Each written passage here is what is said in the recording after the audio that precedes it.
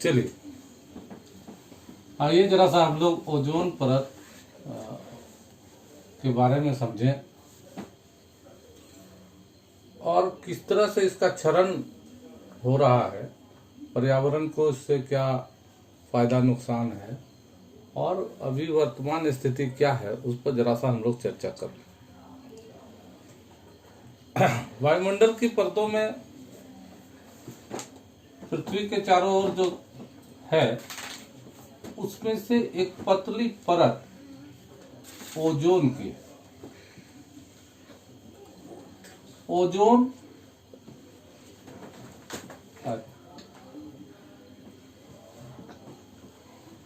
Means O3 और ये परत सूर्य से आने वाली कुछ हानिकारक किरणों को पृथ्वी तक आने से रोक देती है, जैसे मुख्य रूप से अल्ट्रावायलेट और दूसरे इसी तरह से जो हायर एनर्जी की रेडिएशंस है वो, जैसे कॉस्मिक रेज वगैरह। तो इस परत के होने का बड़ा फायदा है। अगर किसी कारण से इस परत का एब्सेंस हो जाए, इस परत में छेद हो जाए, तो ये हानिकारक किरणें पृथ्वी तक पहुंच सकती है और उसका तापमान बढ़ जाएगा नेचुरली। जो रेडिएशन आता है, एक्स्ट्रा रेडिएशन आना शुरू हो जाएगा, समुद्र का तल ऊपर उठने लगेगा क्योंकि ग्लेशियर्स पिघलने लगेगा। दूसरी बात है कि जीवों पर इसका बहुत एडवर्स इफेक्ट पड़ेगा, खास करके समुद्री जीव तो इससे बहुत प्रभावित होंगे। बहुत का जो है सो जीन्स बदल सकता है, बहुत की संरचना में अंतर आ सकता है। मानव जैसा जीव जो कि सूर्य प्रकाश से सीधे सीधे इन्फेक्ट हो सकता है, उसके शरीर के स्किन पर बहुत खराब असर हो सकता है, कैंसर जैसी बीमारियां हो सकती, कुछ भी हो सकता है। तो घुमा फिरा के ओजोन परत एक तरह से हमारी पृथ्वी का प्रोटेक्टिव परत साबित हो सकता है। अब जरा सा इसको समझेंगे। सब कुछ ठीक ठाक, लेकिन एक बहुत परिस्थिति में परिवर्तन आया। आप अगर 1930s के आसपास का समय देखें,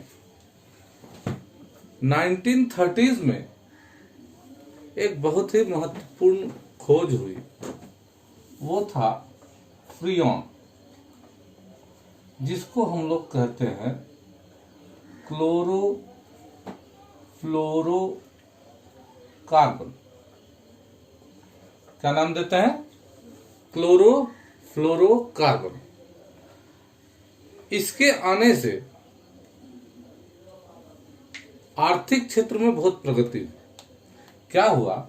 इसके उपयोग ने रेफ्रिजरेशन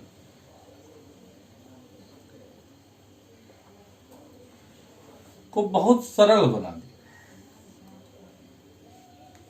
जहां पहले रेफ्रिजरेशन बहुत महंगा हुआ करता था, सीएफसी के प्रयोग ने उसको बहुत ही सस्ता बना दिया और इस कारण से इस गैस को सदी का वरदान माना।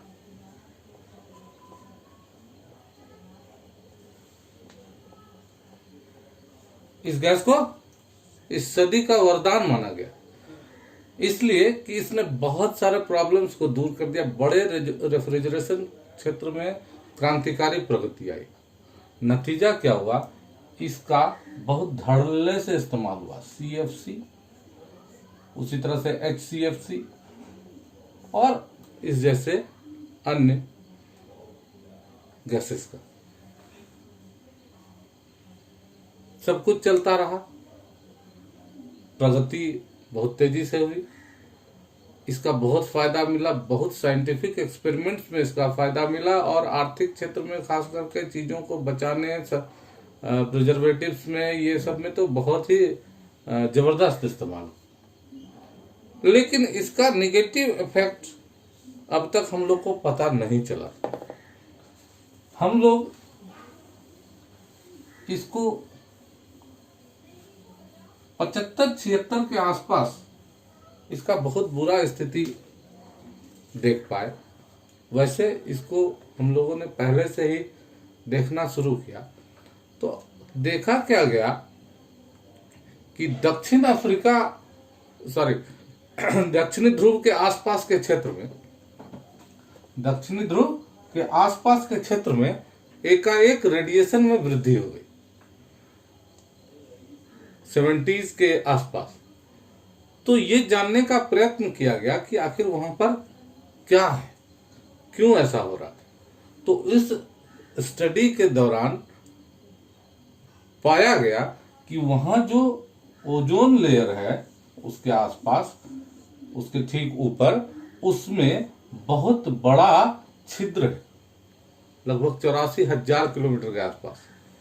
84,000 मतलब अंटार्कटिका के जो है सो ऊपर, अंटार्कटिका के ऊपर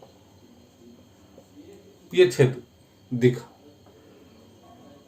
अब इसको जरा सा हम लोग समझ लें कि छेद किसको कहें। यहां पर तो हम लोग का ये क्लियर हो गया कि ये छेद अंटार्कटिका के ऊपर डिटेक्ट हुआ। किसको कहेंगे हम लोग छेद? हम लोग जो ओजोन परत है इसकी मोटाई को नापते हैं डॉब्सन में, डॉब्सन यूनिट, ठीक है।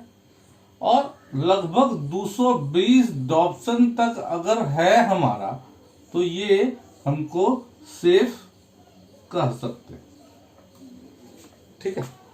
220 डॉब्सन यूनिट तक ओजोन लेयर की मोटाई होनी चाहिए। लेकिन जब ये स्टडी किया गया तब हम लोगों ने जो है सो पाया कि हम लोगों के पास एक सिस्टम है, Copernicus atmospheric monitoring system, CAMS, या फिर TOMS, या ओजोन मॉनिटरिंग इंस्ट्रूमेंट OMI। ये सब जो है सो संस्थाएं हैं जो अलग अलग इंडिपेंडेंटली काम करती रहती है। ये नासा से संबंधित संस्था है जो बाद में बनी, उसके पहले TOMS के द्वारा इसका monitoring, total ozone monitoring system, इसके द्वारा जो है सो मॉनिटरिंग होती रही थी।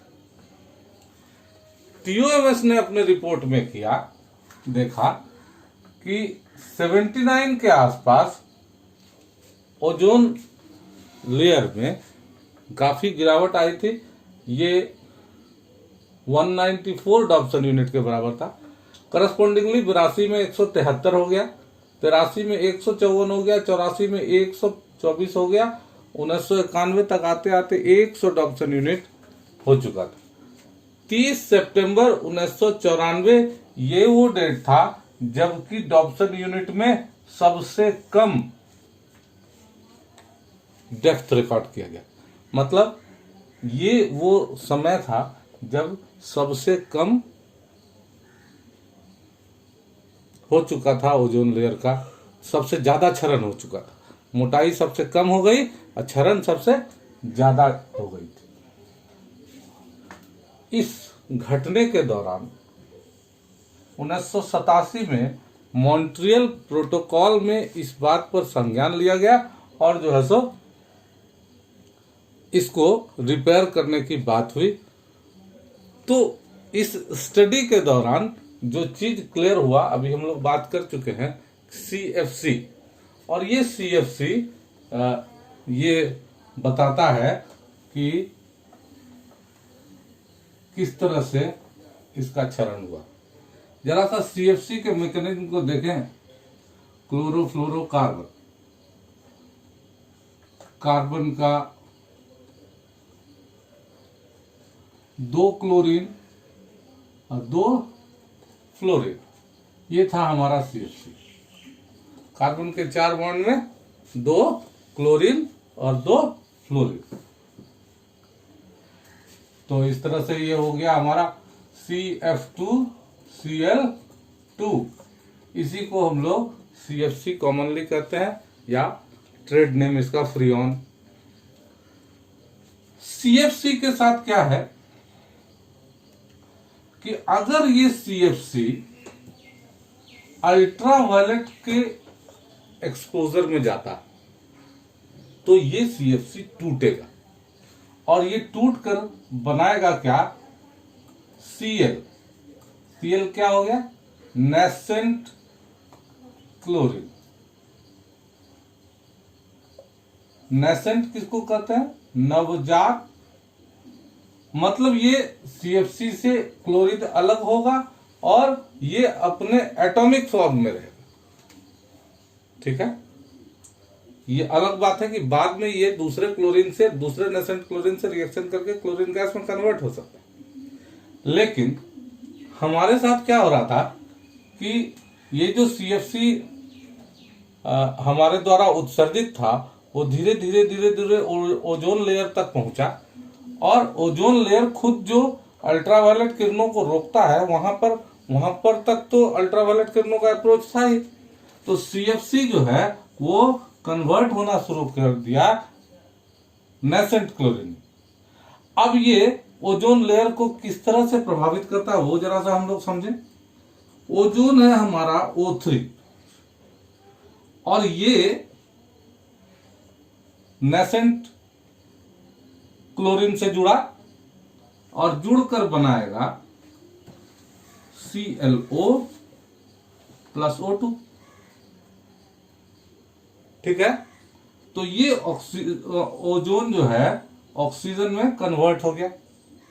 अब इस ClO को देखें, ये ClO टूट कर देगा O प्लस Cl। ये Cl फर्दर इसी ओजोन के साथ रिएक्शन करके ये बनाएगा, और ये O दूसरे O3 के साथ मिलकर 2O2 में कन्वर्ट हो जाएगा। ये 3 स्टेप रिएक्शन हम लोग समझ रहे हैं। पहला बार में क्या हुआ, ओजोन क्लोरीन से रिएक्शन करके ऑक्सीजन बनाया।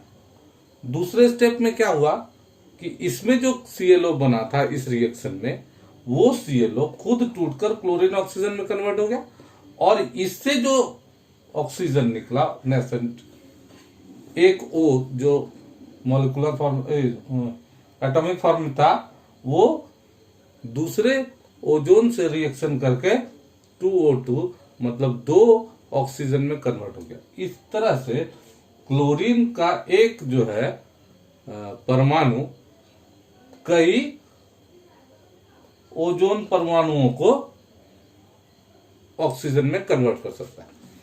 मतलब और मजे की बात क्या देखिए कि ये जो क्लोरीन है उस पूरे रिएक्शन के दौरान अल्टीमेटली बच जाता।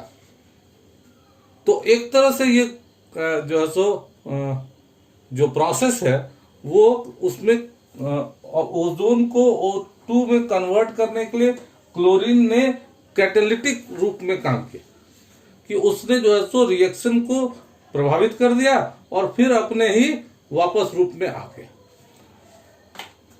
मजेदार बात क्या है कि अगर क्लोरीन का एक परमाणु वहां पर जाता है तो लगभग 1 लाख ओजोन को ऑक्सीजन में कन्वर्ट करने की क्षमता रखता है। और यही वो कारण था कि जो आप इस तरह से उसको घटते हुए उसकी मोटाई को देख रहे थे कि बहुत तेजी से ये क्लोरीन, या कहें कि इसका जो है सो जो CFC था वो ओजोन को ऑक्सीजन में कन्वर्ट कर रहा था, ओजोन परत को तोड़ रहा था। अब जरा सा इसको समझने का कोशिश करें। कैसे इसको ठीक किया जा सकता है। तो मॉन्ट्रियल प्रोटोकॉल में इस पर डिस्कशन किया गया कि दो बात। पहला बात कि सीएफसी के लेवल को बहुत कम कर दिया जाए, कि अगर उसके यूटिलाइजेशन को कम कर देते हैं तो वैसी स्थिति में फर्दर तोड़ने की प्रक्रिया पर रोक लगेगी, नंबर एक।